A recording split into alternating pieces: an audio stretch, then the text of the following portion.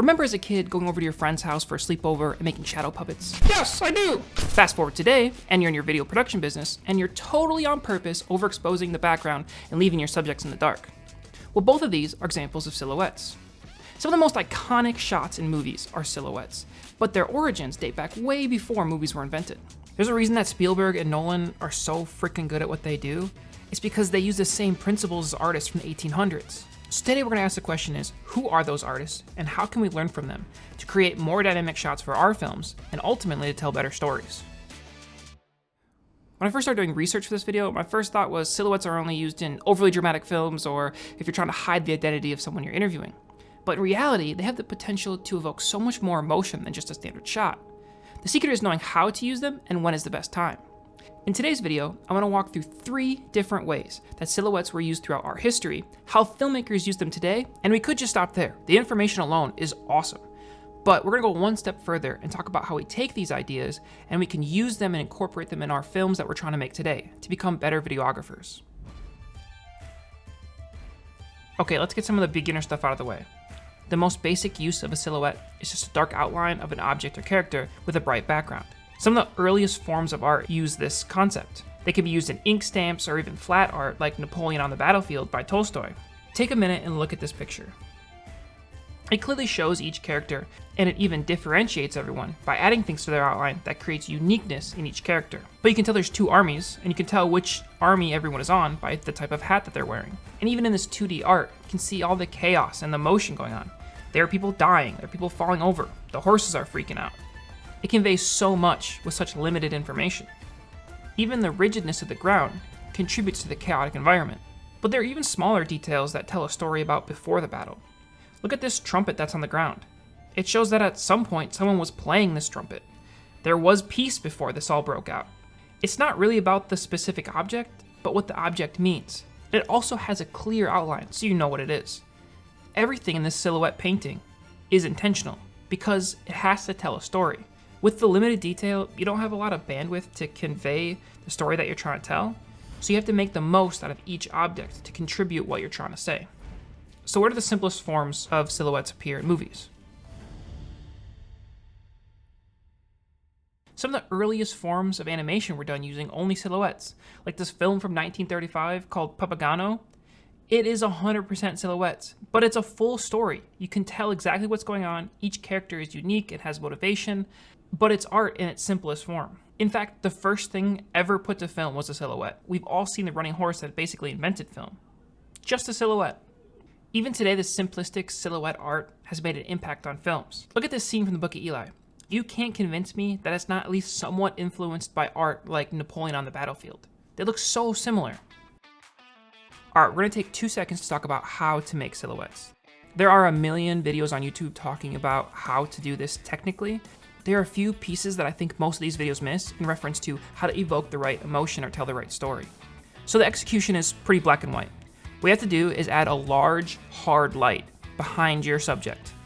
And then in your camera, adjust the settings to expose for the brightest part of the image.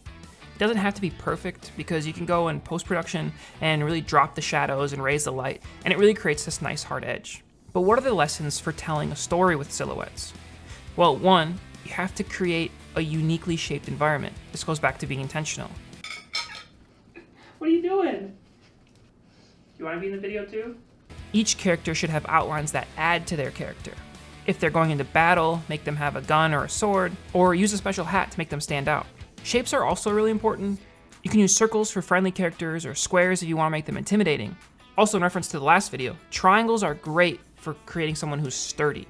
Or you can get creative with it and ruin a 200-year-old painting by Tolstoy. Okay, the basics are really important to understand before we can move forward too much. But to use silhouettes effectively, we have to go deeper. There's so many different ways to invoke all sorts of emotion, way more than I ever thought. But what makes a story great is the ability to bring your audience into your story. And silhouettes can do that, but we need to understand them more. We need to go deeper. We need to learn how to invoke the right emotions for our stories.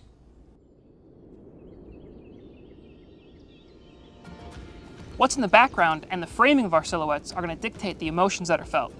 All right, let's talk about one of my favorite pieces. Look at this painting. Just sit with it for a minute. I'll shut up. What do you feel? This painting is called The Wanderer Above the Sea of Fog. Now, the name doesn't really roll off the tongue, but wow, what an impact it can make. It's by Caspar Friedrich. In my opinion, it shows us how to invoke wonder, contemplation, awe. I mean, I feel like I'm in this painting, and that's all because it's a silhouette shot. Because the main character is just a silhouette, it forces us to look at the background first. It's expansive and beautiful. We don't have an identity for the main character, so it really allows us to put ourselves in the image and stand there on that cliffside. I mean, most of us have taken hikes up mountains and looked out over expansive pieces of land like this, so we know that feeling of, what even is that feeling? It's just amazement at the vastness and the beauty that can be before us. We really know what this character is feeling. The character is at the center of the frame, at the top of a triangle, again, reference our last video, showing us how he is important. We can't forget that the characters in the silhouettes are important. The backgrounds add to it, but really it's the characters that we're trying to identify with. So he's important, he's at the center of the frame, and he's conquered this one big mountain. Look at his pose. I mean, he is the man right now. He's standing up there, dressed in a full suit coat, but also he looks over 5 or 6 additional mountains that he has yet to conquer.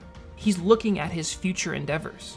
That's what stories are about. It's contextualizing the past adventure, climbing the mountain, and then preparing us for the next adventures we're going to be on. The character obviously never turns or talks or expounds about who he is, but we know that he's contemplative because he's standing there looking outward. We know he's a hard worker because he's climbed the mountain. We know that he's inquisitive. He's dressed very nicely, so we know he's a man of importance. This is how you show and not tell. So many movies today just don't understand this concept. They're always trying to tell you what to think or what to feel. But with a painting, with this painting specifically, and silhouettes, it does so much to remove the noise of what people want you to think and say, and it allows you to fill in the gaps yourself. It's just, it's so good. Okay, now let's talk about movies. We see this painting represented all the time in film. Think about in Fight Club as they watch over the destruction of the city, or in Top Gun as he walks towards his jet, or in Scarface as he's standing over the balcony after he shoots a bunch of people. But silhouettes are used in all sorts of films to create all sorts of different emotion. In E.T., you get this sense of freedom with E.T. flying across the sky on a bike. It can highlight the romance of characters. The world goes on, but for them, it seems like time has stopped. They also use bright colors and hopeful music to guide you into the right state of mind. You can create mystery by just revealing a character's silhouette without the character. Let the audience sit and wonder with proper pacing. The surrounding dark setting builds this uneasiness. You can also evoke the feeling of desperation and urgency like in Lord of the Rings by making the characters move quickly and have the camera move along with them. Here's the takeaway with all this. You can't spoon feed the audience. You have to allow them to fill in the gaps with their experiences, their thoughts, their emotions. This will bring them into the story. As you can see, silhouettes aren't just for dramatic shots or for hiding the identity of someone you're interviewing. With the right color, the right framing, the right composition, they can evoke all sorts of emotion. But what does mastering silhouettes really look like? The wonderful thing about silhouettes is they allow you to break the filmmaking rules in a way that's not too jarring for the audience. It gives you this creative space to tell your story in the best way possible. Let me give you some examples. There's a really unique piece in the Smithsonian National Portrait Gallery that's a great example of this. I've never really seen anything like this in two-dimensional art, if you can call it that. It's called Profile and it was made in 1994. But it just uses shadows to create this silhouette. It's not necessarily just a front-facing outline, but it can be to the side. Or you can use other objects to create a silhouette that tells a story. This piece really leaves a lot of gaps and makes you ask, all right, what's the artist trying to say here? But it has enough context and enough clues to actually have a meaning. That feeling of, I have so much going on in my mind right now, but I have to keep putting on a happy face for the world. We can all relate to that. And this is all done just by using a few letters and a great silhouette. One of my favorite movies ever uses silhouettes in just the most amazing way. It's the movie La La Land as the two main characters begin to fall in love. Up until this point, while it is a musical, it's still completely live action. But the movie all of a sudden totally breaks form and moves into this pseudo-animation using only silhouettes. But you can handle this sudden switch because all of the themes and emotional beats stay on point. It also helps that the set design is beautiful and the lighting transition is really smooth. Now, silhouettes for me are also very useful because I tend to make more documentary-based films. Oftentimes in documentaries, we're telling stories of things that have already happened. We can't go back in time and get B-roll shots. But what you can do is create these low-resolution, pseudo-animated silhouettes that allow people to see what you're saying. But because it's not giving them all the details, they kind of fill in the gaps themselves. They make themselves a part of the story you're telling. Here's the point. Just get creative. Trust your audience to be smart. If your themes and your story are on point, the audience can fill in the gaps that silhouettes leave behind, and often in a better way than if you would have spoon-fed them. Filmmaking is a lot like a game of chess. There's so many different pieces that do different things, and when they come together, it can create something beautiful. Whether that's shapes, color, composition, all these things are important to use. But they can be hard to understand why to use them. So instead of accidentally using them because of poor lighting choices, you can use them intentionally. There are a ton of videos out there talking about how to set up silhouette shots, but here, talking about the why. And to do that, that's why we looked at artists throughout the centuries, because they've mastered it. And the filmmakers today, they're using the same principles in their films, so why shouldn't we? I hope you leave a comment with your favorite silhouette shot. Please subscribe and like this video, and I'll see you in the next one.